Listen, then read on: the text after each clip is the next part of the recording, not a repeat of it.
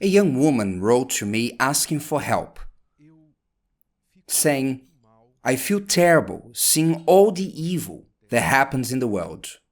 She was talking about how she felt watching the news, the deaths of innocent children, babies being raped, people dying at wars, and a list of things that she felt were great injustices, without understanding why God allows all these in the world. She was feeling very bad. So, two pieces of advice I gave to her, I give to you too, that most probably have felt like her. How often do we see injustices around us and we get angry and we want to take justice into our own hands? Am I right? But don't forget that justice with your own hands will certainly result in injustice too. But let's go to the two pieces of advice I gave to her and I give to you. Very well. First advice: you should not watch everything published on social media and news. Am I right? A daily diet of hours and hours consuming bad news will do no good to nobody. It won't be good for your mental health. I'm not defending ignorance. I'm not saying that ignorance is a paradise. No. What I'm saying is that just as you don't ingest garbage for your body, you shouldn't ingest information that will harm your mind, your mental, physical, and spiritual health. You don't need to follow all that happens in the world, all the news that happen in the world. This is a tip, because it was clear with the question of this young woman that she was into news and everything else that they speak of evil in this world. And don't forget, because of a human factor, human beings are always inclined to bad news. Bad news give audience, not the good ones, but usually the bad news. So when you consume this news, you have an impression that the world is 100% evil, that only bad things happen in the world. But thank God there are good things. There are many good people and many good things happening in the world, but they have no space in the news. So whoever judges the world through the news, they are receiving a biased vision, the vision of the news. That is why you must be balanced, intelligent with what you consume, whether information or any other kind of information. And a deeper tip, the second one: why do we feel this sense of injustice when we see wrong things happen? If she feels bad by seeing evil in the world, this is a result that within her there is a vector, a compass that points to justice. If we didn't have within us a standard of right and wrong, we wouldn't care about the world's injustices. Because if there's no right or wrong, who can say that war or death was wrong? Am I right?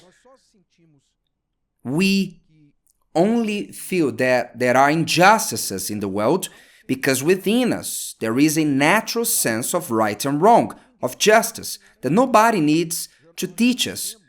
We are born with it. They are natural laws that God wrote in the human heart. It is God's DNA in our conscience. Soon you understand. if I can perceive the injustices in the world, only that it is a spark of God within me. God is helping me to see a little, pay attention, just a little of what He sees in totality. God is omniscient. He sees everything, and what we see is just a small fraction of what truly happens in the world. Thus, we can feel a little bit of God's pain. So the question is, why does God allow evil to happen?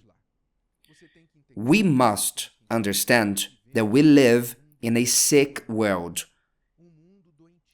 in a world that turns its back on God, and on its majority remains turning their back on God. So the world is a result of this rejection of justice, and even you being fair, just.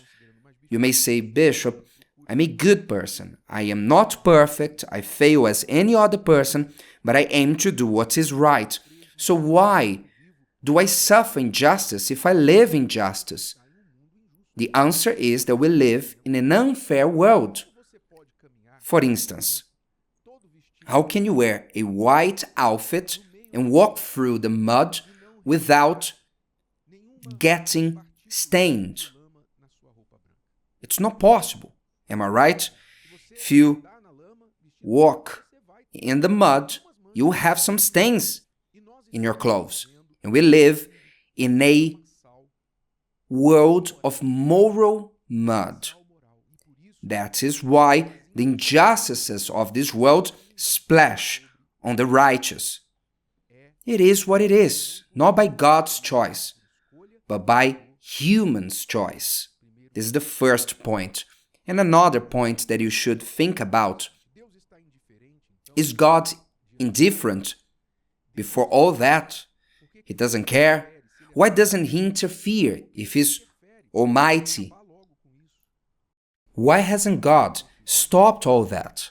God has already interfered and will interfere in the end. Make no mistake, that's why the Bible speaks of the final judgment. Our hope is that there will be a final judgment. There will finally be justice, where there will be resolution for every matter. Make no mistake. Okay? So this is the hope that is within us. Now, the question you have to ask yourself is the following. Does God get involved? Yes, He does. How did He do that? Just stop and think. What was the greatest evil ever committed in humanity? If you had to tell me, out of your knowledge, what was the greatest evil ever committed by humans?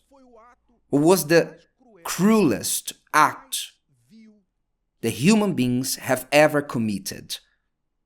Some may say was the Holocaust, was Hitler. Others will say the innocent baby being raped. Others will say was the war that killed thousands. No. The cruelest act the human beings have ever committed was to kill His Son.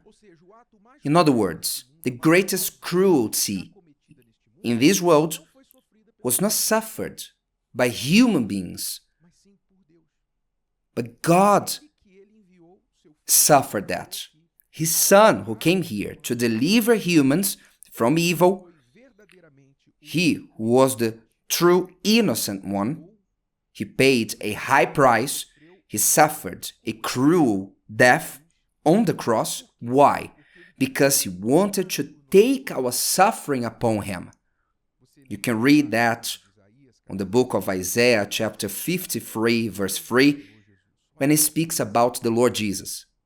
Look how He got involved with our suffering.